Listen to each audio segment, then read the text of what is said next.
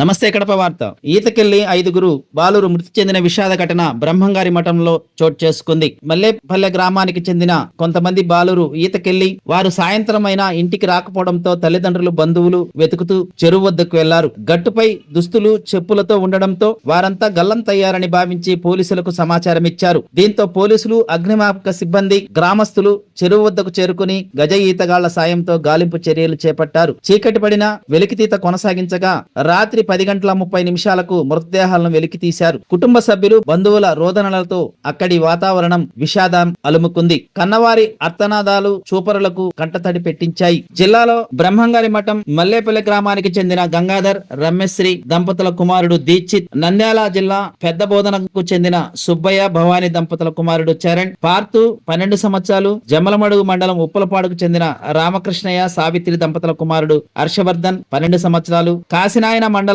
మల్లేరు కొట్టాల చెందిన నారాయణ కుమారుడు తరుణ్ యాదవ్ వీరందరూ సమీప బంధువులే. 12 నుంచి 15 సంవత్సరాల లోపు ఉన్నటువంటి బాలురే. మల్లేపల్లెకు గంగాధర్, రమ్యశ్రీ దంపతులకు దీక్షిత్, భవ్యశ్రీ 2 పిల్లలు ఉన్నా ఒక్కగానొక్క కుమారుడు ఈతకెళ్లి గల్లంతు కావడం కుటుంబ సభ్యుల్లో తీవ్ర విషాదం నెలకొంది.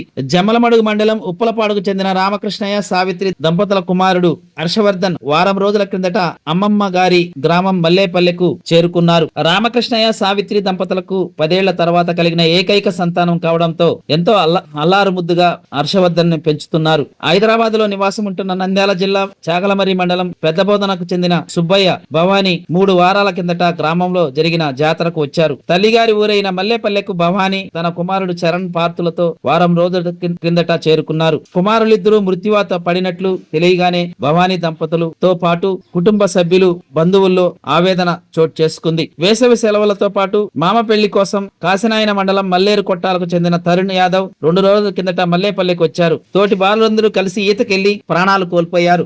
ప్రతి ఒక్కరూ తప్పనిసరిగా యూట్యూబ్ లోకి వెళ్ళి కడప వార్తను లైక్ చేయండి, సబ్స్క్రైబ్ చేయండి. ఇట్లు మీ జి రమణయ్య, ఎడిటర్, కడప వార్త.